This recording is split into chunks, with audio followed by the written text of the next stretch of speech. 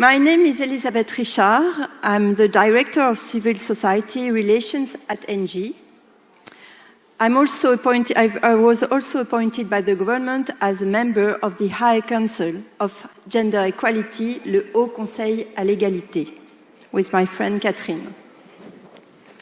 It's my honor to moderate this roundtable discussion today on negotiation with these three incredible women. Thank you for accepting this invitation. But before we begin, I would like to share a little anecdote that is not really an anecdote. It happened 4 years ago to a friend of mine. She was the CFO of an artificial intelligence company in San Francisco and had to leave the US to follow her husband, who had been transferred to London.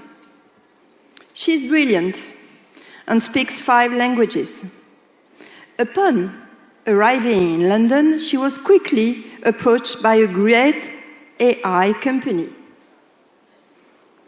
She had interviews and finally met the CEO, with whom she had a great fit. He told her that he wanted her to take the position and promised to make her a financial offer within 2 days. She received the package, which was particularly low. This surprised her. So she searched LinkedIn for former CFOs of the company. She eventually got in touch with an ex-CFO who made her understand that he earned much more a few years ago. She then decided to contact the CEO and tell him that she was thrilled to join this company, but was surprised by the low salary compared to the position and assumed that it was also the case for her predecessor. As CFO, she would have perfect access to the accounts and therefore the salaries of the employees, including her predecessor. Guess what? An hour later, she received a new financial proposal that had simply doubled. Isn't it incredible? It's a true story.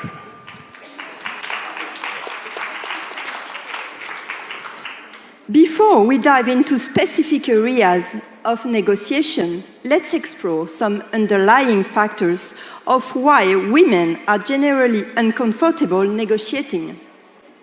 Negotiating can be a challenging experience, and there are underlying beliefs, self-worth, fear, and habitual patterns that can make it more difficult for women.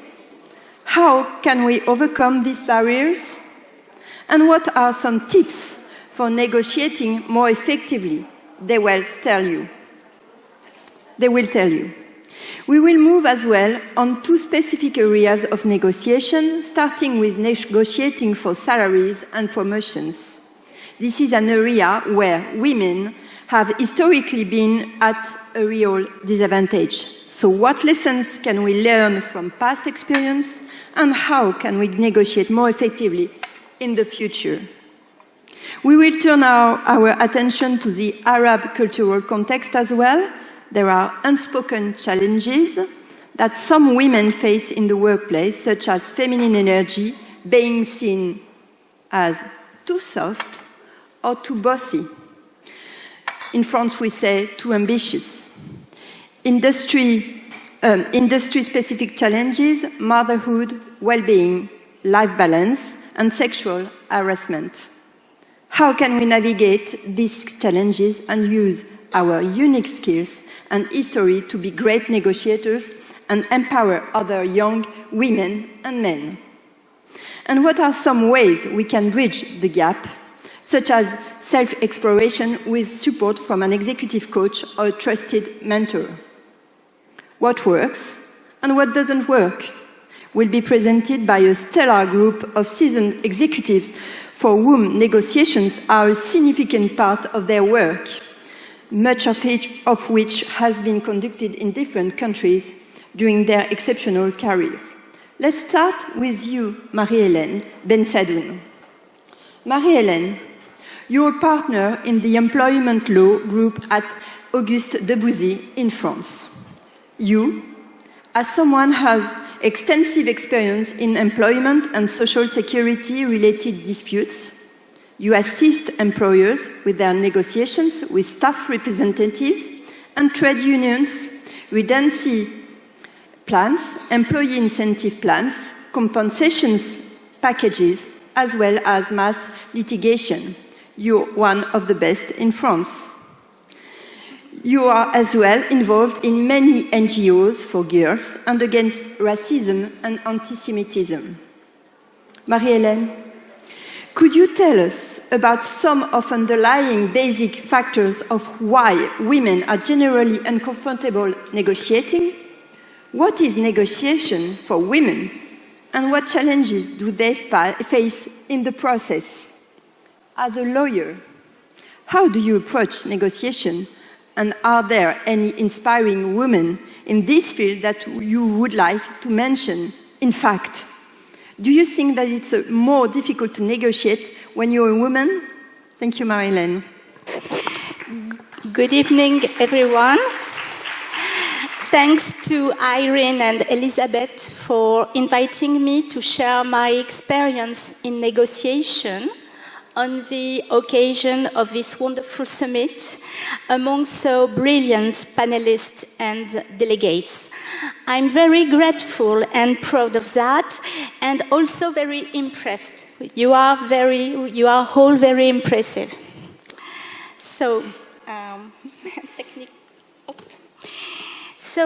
I will be very cash with you because I have only 10 minutes to convince you that women are the best to negotiate, that women have no difficulties to negotiate, and there is no special way for women to negotiate. So I would like to convince you today. The difficulty is only in the fact that it's only in the prejudice that we have to breach. What are these prejudices? The idea that the game is higher for a woman than for a man. The stupid idea that a woman is less tenacious than a man.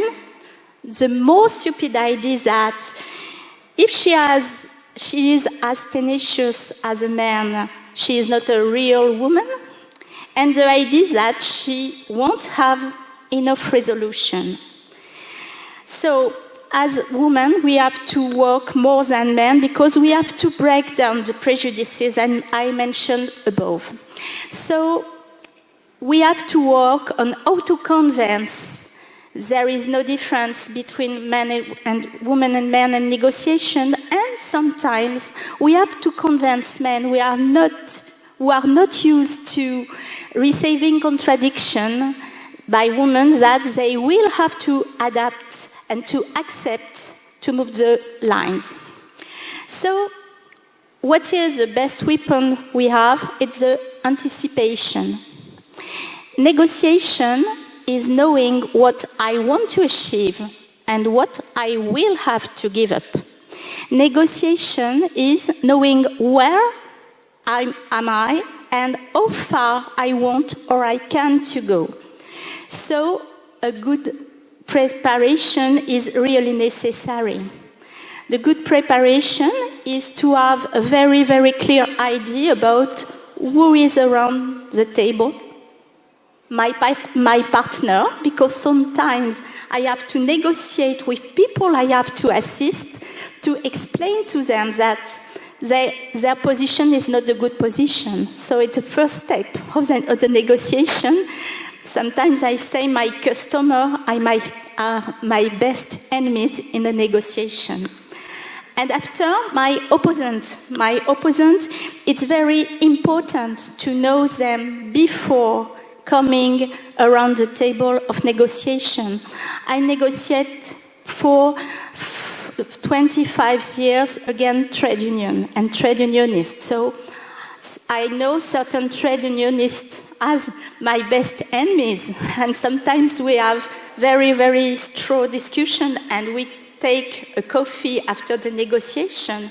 But every time I have to enter into a room of negotiation, I have to think about who is around the table, who is his personality, what agreements they did have before, because it gives me an idea of what they can accept or deny.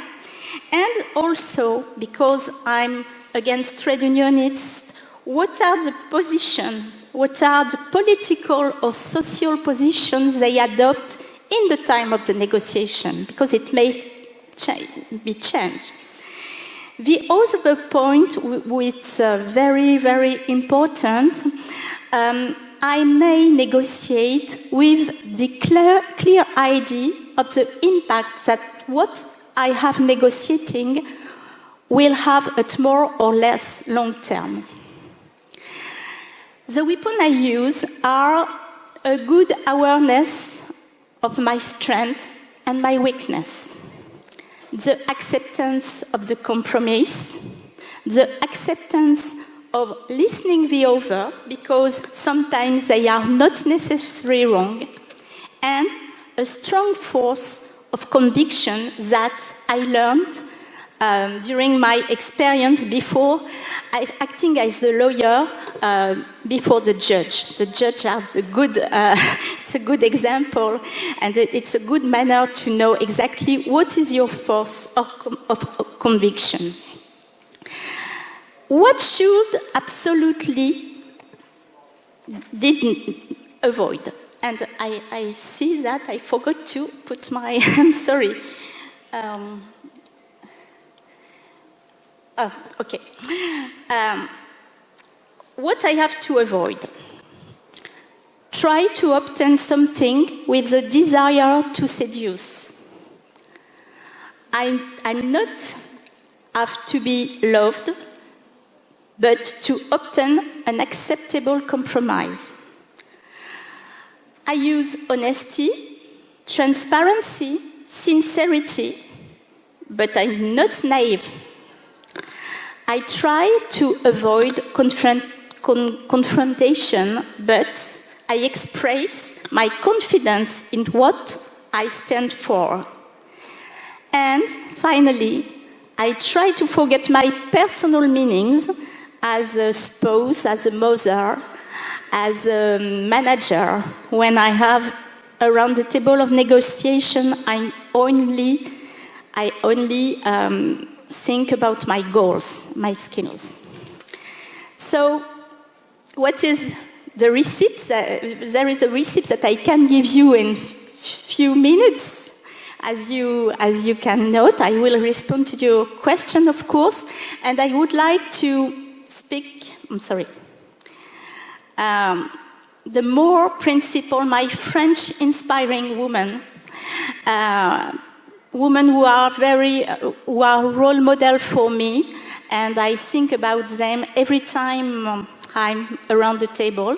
Gisèle Halimi, which is, as me, a lawyer, and which is really a role model for the people, for the lawyers, as for my generation. Simone Veil, which is a Shoah survivor and who was the health minister, passed in 1975 the law that legalized abortion. Nikit Saint-Phal, which is a very famous artist and who has the force to work in a scope where men were present, which is the monumental sculpture. And then people that I know and who are my friends, Delphine Ernotte, which is the CEO of France Television and president of the European Broadcasting Union, which is a stronger negotiator.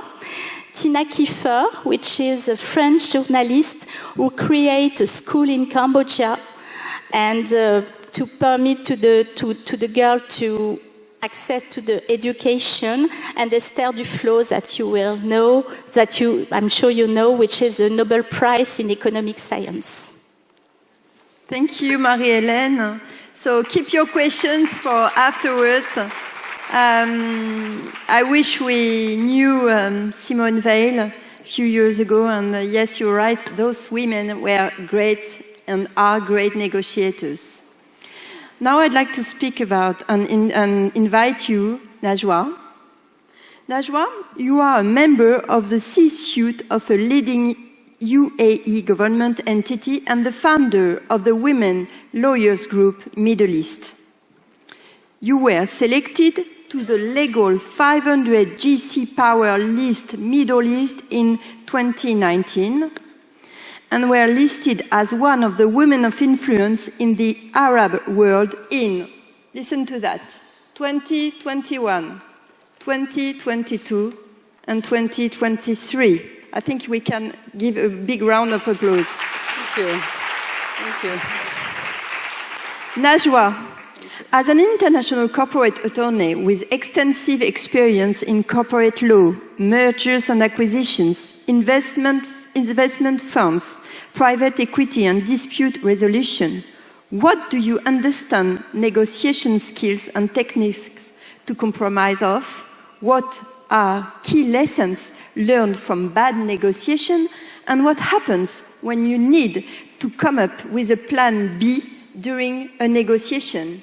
And finally, tell us about negotiating across different cultures with a focus on the Arab culture, and what tips do you have for women negotiating in different contexts? Thank you. Thank you, Elisabeth. Good afternoon, everyone. I'm very pleased and honored to be in this room with many inspiring, successful women and gentlemen. I look forward to this discussion, and I hope you will find my remarks and those of my colleagues helpful and relevant to what you do in your profession and also in life in general.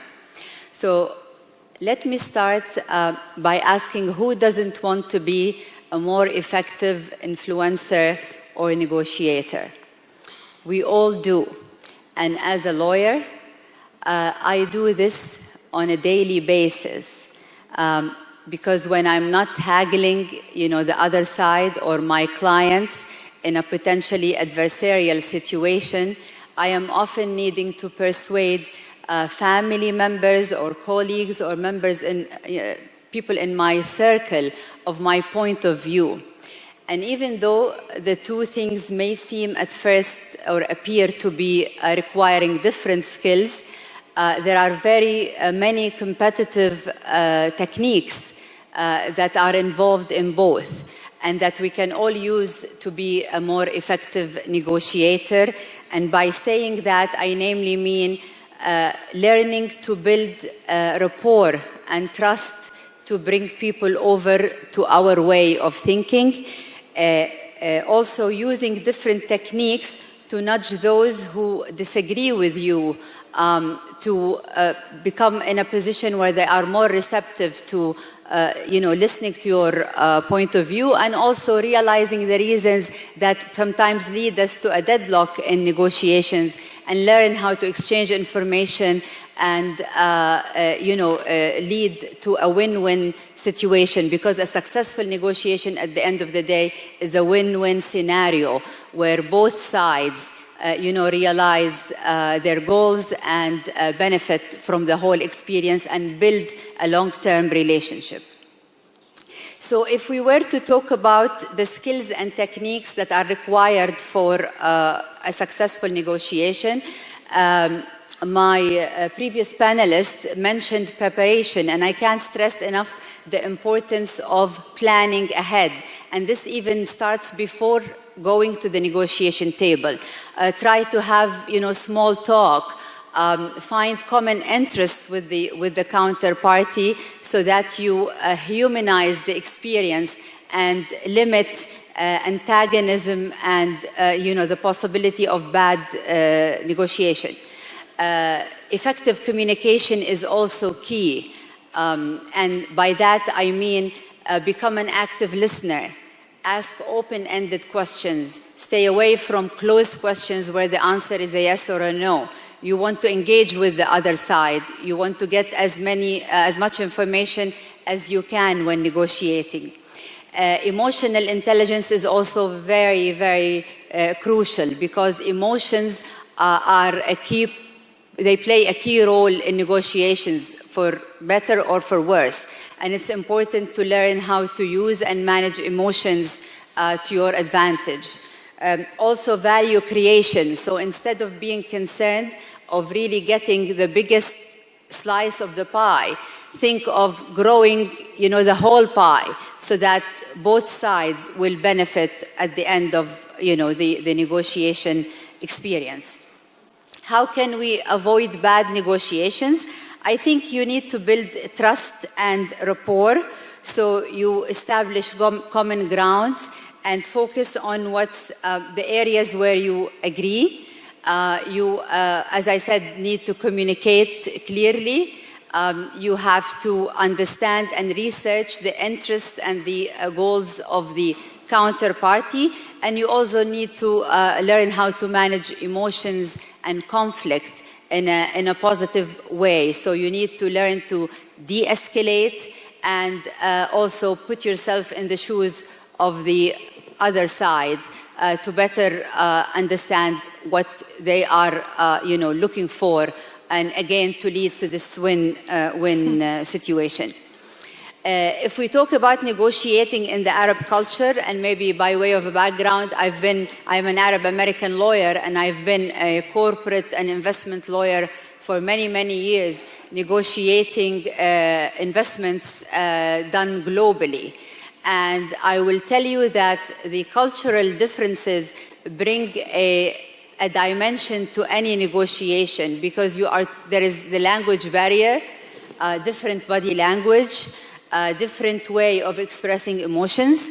So it is very, very important when you are negotiating with people who come from a different culture to really spend time studying the norms and values of that culture to a certain extent, to help you, come across as someone who is respectful and someone who understands the very important aspects of this new culture.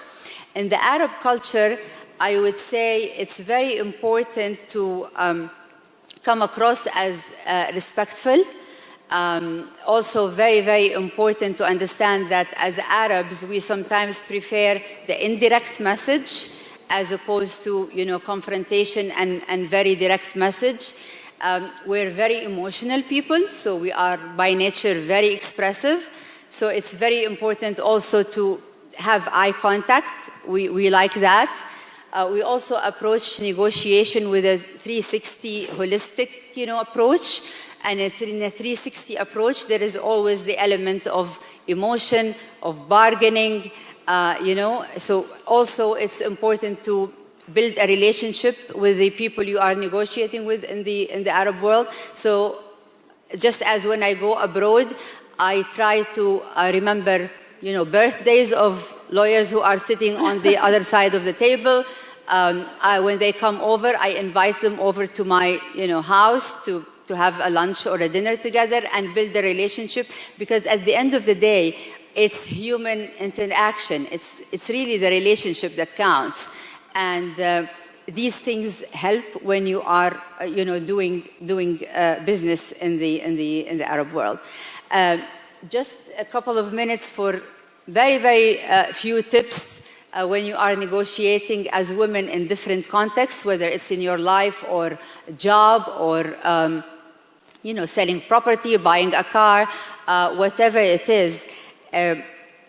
Try always to just be you, genuinely you, and do a self-assessment of your strengths and weaknesses, and do this regularly. I do this on a regular basis, because you will reconnect with what your goals are, what your values are, and when you are comfortable in your own shoes, you will definitely be able to put this message across to people who are sitting across the table from you.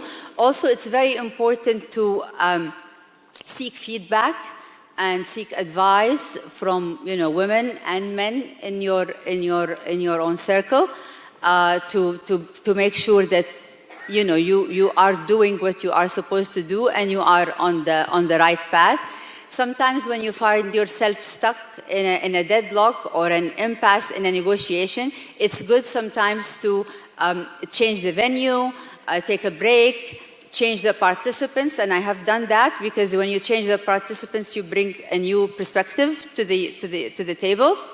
It's also very, very important to always remember that sometimes women are judged by their appearance, referees, experience, age, title, and in all honesty, it's not all bad. I think it's just important to manage to what extent this is the criteria by which you are being judged. And also, as I said, just be yourself, listen carefully to what is meant and not just what is said. And all keep in the back of your mind that even though as a woman in a male-dominant sector like my sector, there are drawbacks, but in all honesty, to be underestimated is a very powerful position in a negotiation, because in so many examples in my professional life, I found that I did achieve my attainable goal without even my opponent realizing it.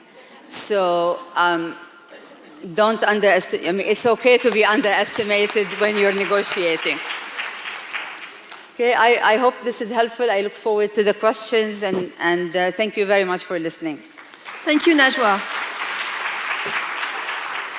Najwa, I'm not sure, for example, in France, so it's very interesting to have different culture and to compare and to share those experiences, but I'm not sure, Marie-Hélène, you tell me, if we say happy birthday to Laurent Berger, the most powerful man of a trade union, he will be happy and it will help, but I don't know.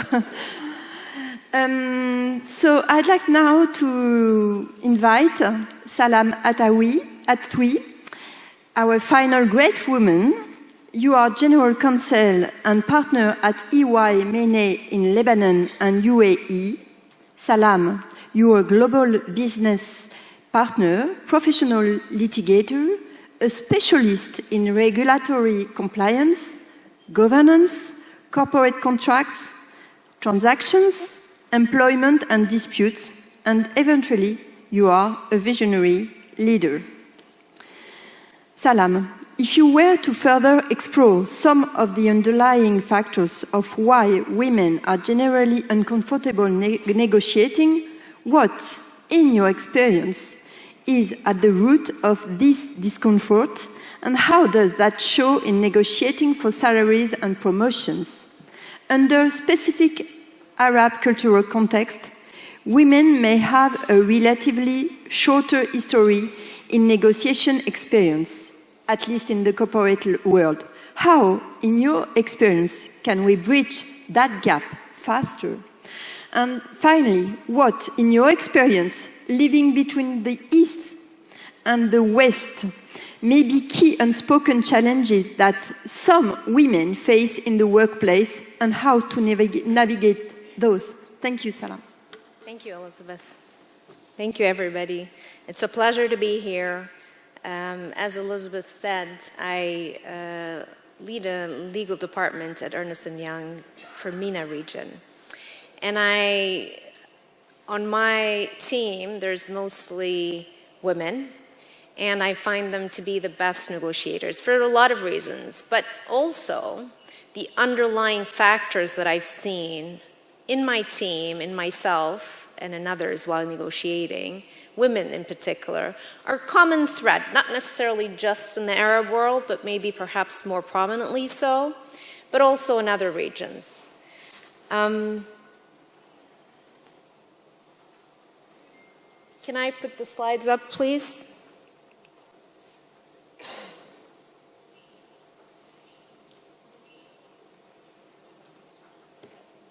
Thank you.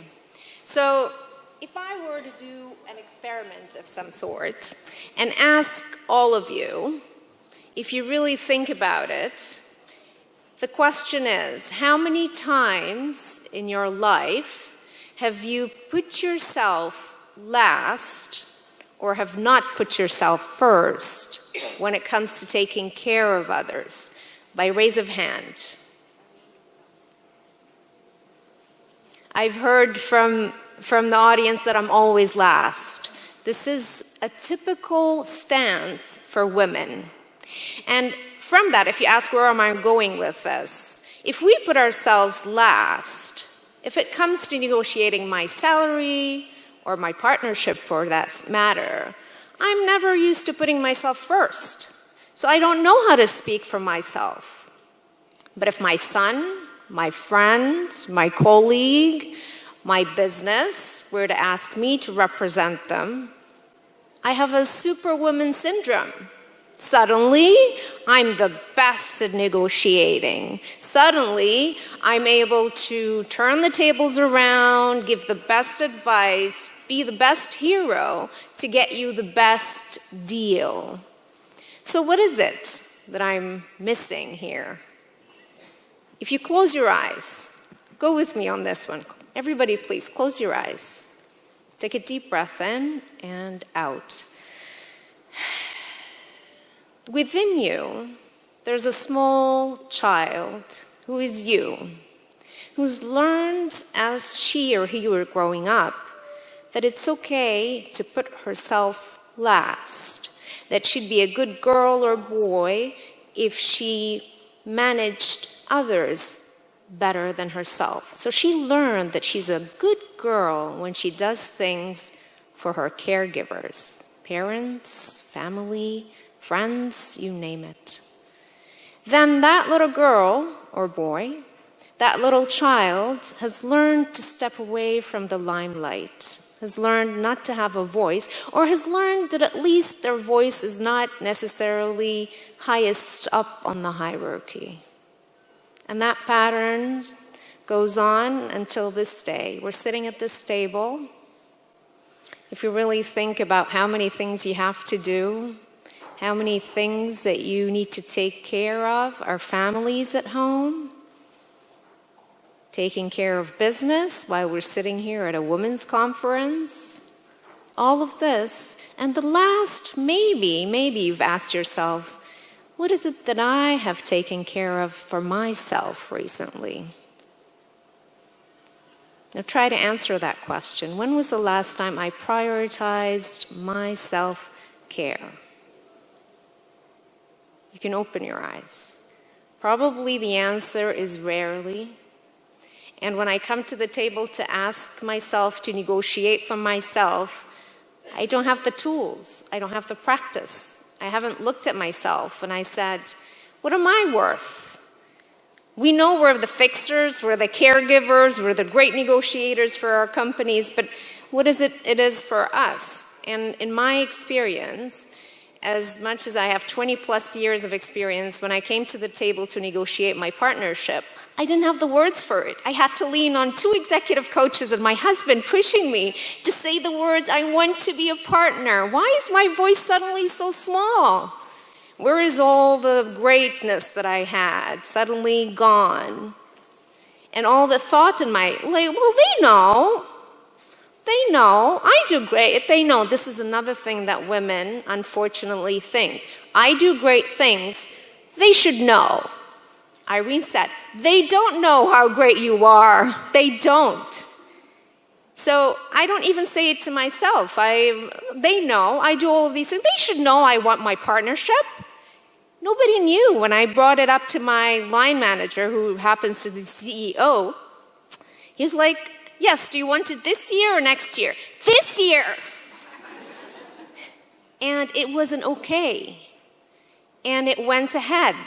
And it was, for me, to this day, I was like, oh my God, I built this monster in my head, thinking of so many things. And then when I spoke it out, believe it or not, if he had said no, at least I've been comfortable that I spoke up. Speaking up for this little girl within me made me a better negotiator. made me really feel that this is where I can have the power. So we're going a little bit into a psychological level of being a good negotiator and knowing your value, your self-worth, particularly in promotions or salary increases or new roles is super important to have. So that's one psychological aspect that I'd like to think that is at the root of successful negotiations, at least in my experience. Now, I mean, men have been in the corporate world for such a long time. I don't think women have not been in the negotiation field for such a long time. I think we're original negotiations.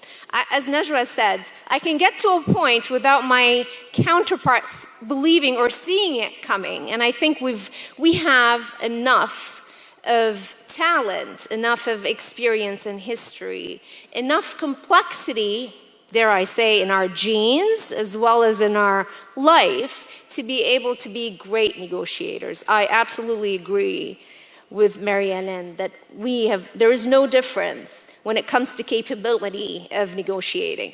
There is a difference when it comes to genetic composition, although that's controversial these days, but I do think that we have a different set of skills that we can use. And that set of skills helps us to become even better negotiators, the greatest negotiators, and not to compare with our counterparts, or males or females, just to compare with ourselves. We need to look and see that as something to be aware of. And that's when it comes to what's our secret weapon. We have a lot of secret weapons. But I believe one of the most important secret weapons we have in negotiations is emotional intelligence. You've probably seen one of those TikToks that, men have sort of a linear, stable life when it comes to hormonal changes. Women, I believe, due to complexity of genetic and richness of that genetics, have a complex hormonal changes over life. And that doesn't make us less, it makes us richer. And we can use that to be better negotiators. We actually are able to grasp so many aspects of the same thing at the same time. Have you ever been in a conversation, no offense to all male parties in the audience, but with your partner or somebody and saying, you need to do this and this and this, and you're able to just grasp a whole list of things, while sometimes, again, some males, I speak for my husband, whenever I tell him one or two things, he's overwhelmed already. And I have hundreds on my list, trust me, hundreds. So we're able to grasp everything that my colleagues have said, able to scan the table, understand the emotional sense, understand the political context of what's going on. Maybe speak less, but know exactly what you're aiming for and how to get there. And that is really one of the best secret weapons we can utilize to be better negotiators. I won't tell you about a story that Irene told me, but do ask her, what is it about ex-President Mubarak and you trying to get the best out of something at a goal, and you went through the wife and tried to get there. So we're able to manage, and we say in Arabic, and I'm sure there's the same saying in English, وراء كل رجل عظيم امرأة, meaning behind every great man there's a woman. And I truly believe that. So thank you. We've been in that realm for quite some time. Now we're at the forefront, but we haven't been out of the battle for such a long time. The last thing I would like to say, and I'll give you a little bit of a story. Thank you. It's a little bit of a controversial photo for some. I won't step into that muddy water. I'll just steer away from that. I'll just say, when I was a young trainee in Lebanon, there were limited places for lawyers, particularly females at my time. And I had secured a spot at this law firm with a very prominent owner who's been also an ex-political figure, very old in age, meaning 85 plus. And I was so happy that I secured a place because part of my training, if I don't have a law office who can give me a room, I can't really progress with my training for lawyers. And I was a few weeks into this law firm, and I went to the kitchen, and the kitchen was very narrow and small, and I wanted to make myself a cup of coffee.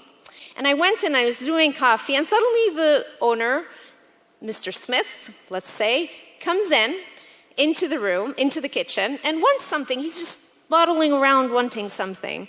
And I just tried to squeeze it out of it, but it's really the narrow, very narrow. So as he, and then he wanted to go out as well at the same time. So as he narrowed himself out and I'm out, he's like brushed against my breast in a way which was like a little bit, he was just like looking around as if he's disoriented. And I'm young, I'm like, he's old, it couldn't be like I didn't know what sexual harassment was, but something felt off, but I just felt like, no, he's just disoriented.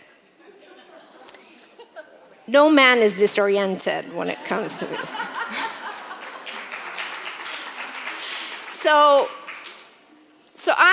it happened another time. And that time, there was no disorientation about it. So I was like, this is absolutely on purpose. So how do I negotiate myself? I knew that I don't want to be I'm very competitive. I want to be on my career path. I don't want to be out of a job. There was no way. This was way before any Me Too. Again, this is in Lebanon. My parents would never, ever have even heard the words, if somebody's just brushing against my chest, it's just absolutely not something of a conversation to have. But I needed the job. So I stopped drinking coffee. I stopped going to the kitchen. I kept my steps and kept where I go away from that person. At the same time, I started looking for another law firm. A few months later, I got a firm position, another law firm. I went in to the owner's office and I sat with him and I told him that I found a different law firm, that I'd like to move my training to that law firm, and I'd like that to be happening in the next 2 weeks, but I need 1 week until I finish. And I expect him that he does that because I also know that and this is what I told him, you brushed yourself against me in the kitchen. I knew that was happening. You should be very happy that I didn't go to the Lawyers Association. I wouldn't have gone, but I just said it. But I just want to tell you that I am aware of what you've done, and it's something that I will keep with me, but I wish that you will never ever do this again. And if I knew that this will happen with some other women, then I find myself having to go to the Lawyers Association. Thank you very much and goodbye.